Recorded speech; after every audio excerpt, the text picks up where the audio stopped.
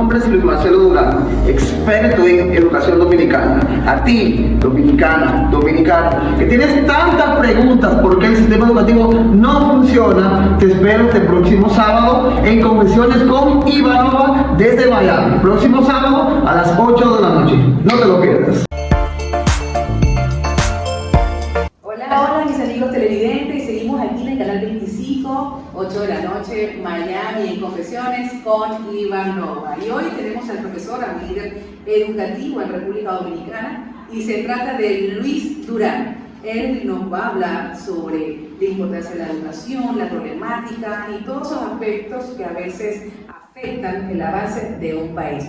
Gracias Luis por estar aquí. Gracias a ti, gracias a usted por la invitación. Vinimos aquí porque muchísimos padres tienen muchas dudas en por qué, aclarar el por qué la educación dominicana, a pesar de invertir tantos millones, no funciona.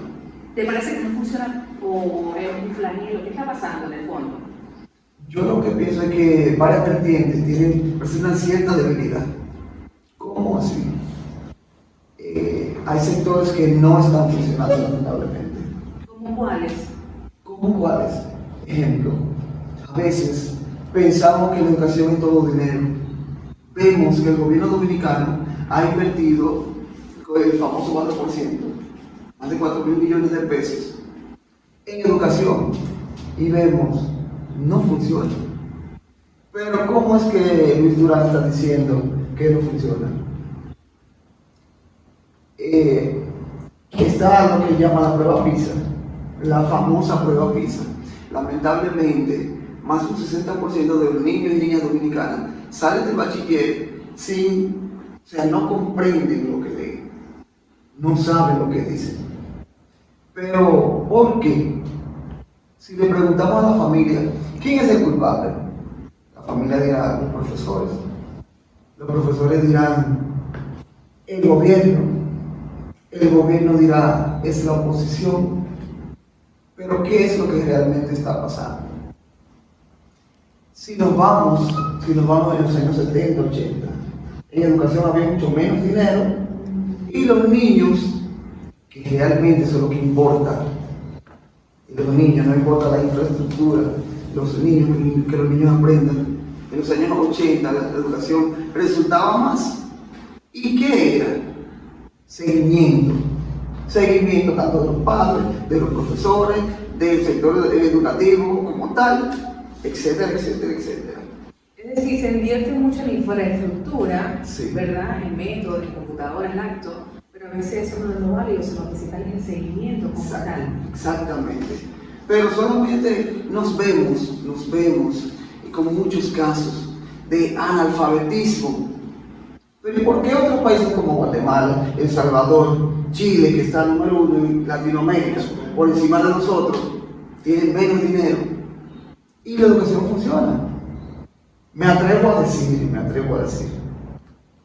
por ejemplo, número 1 a nivel mundial está Singapur, Surcorea. En algunos países la educación es obligatoria. Los niños tienen que ir de manera obligatoria a la escuela. Pero, si nosotros obligamos a los niños a ir a la escuela, sería un trujillismo. Tampoco queremos eso. Pero se escapan. Sí. O no la terminan, porque yo conozco mucha gente muy inteligente, haciendo cualquier oficio, y ni siquiera ha terminado la primaria, o apenas un sexto grado de primaria. Sí. Como que no se hace seguimiento, no se obliga a la familia a tener ese niño en la escuela. Exactamente. No se le hace seguimiento a niños que no van a la escuela. Exactamente.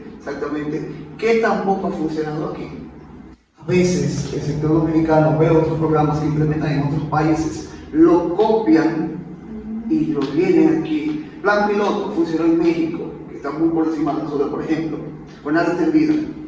La jornada extendida dice que el niño viene de 8 a 4, de 8 a 12 a coger clase, y de 12 a 4 unos supuestos talleres que no se dan. Mi hija estaba muy aburrida. Exactamente. Era de otro país y ella se cansaba, ya llegaba agotada. Súper agotada. Y solamente por cumplir horario, porque si tienes al niño cumpliendo talleres que reciben una función técnica, bachiller técnico y está ocupado aprendiendo otro oficio, puede ser que se dinamice Sí. la educación. Pero si nada más lo tienes allí cumpliendo un horario y con una alimentación no tan buena, también como muy básica, que ha desmejorado en los últimos Claro, años en realidad. ¿Qué ha pasado también? Que se nos olvida que el niño aprende lo que quiera aprender. ¿Cómo? ¿Qué significa eso? Que aprende lo que quiera aprender fácil. Que si a un niño no le gusta la matemática, por más métodos que usted utilice, por más estrategias que usted utilice, no aprende matemática. Los gobiernos tienen que identificar o crear programas, estrategias, talleres que realmente funcionen e identifiquen qué el niño dominicano realmente necesita. Porque no hay que ser profesional en un área. Con que el niño no sea un analfabeto, con que el niño no salga delincuente, ganamos. A veces mis hijos me preguntan, mamá, ¿pero para qué me sirve saber de la hipotenusa o de ecuaciones? Y yo realmente, la verdad que no sé todavía, a menos que vayan a estudiar ingeniería. Pero mi hijo, por ejemplo, se fue por cocina, mi hija por arte, entonces a veces digo, bueno, yo estoy estudiando esto para cumplir un requisito y ya. Solamente obtener el requisito de bachillerato, pero sé que no lo voy a utilizar en el resto de mi vida. Claro. Ellos se cuestionan y puede ser que venga esa decepción escolar, que un niño ya no quiere continuar porque no comprende la matemática o no le gusta leer y es un niño mucho más práctico. Claro. E inclusive me voy más lejos. Me he topado con maestros universitarios que se topan con adolescentes que no saben leer y escribir. Eso es escandaloso. Hay demasiada Eso mala es ortografía. escandaloso. Y la ortografía ni hablar. Y la mala ortografía profesional ni hablar también. Totalmente Es de peor acuerdo. aún. Es peor aún. Me he topado con eso. Bien, vamos a hacer una pausa comercial y regreso más sobre la educación en República Dominicana y algunas recomendaciones que nos va a traer nuestro profesor Luis Durán aquí.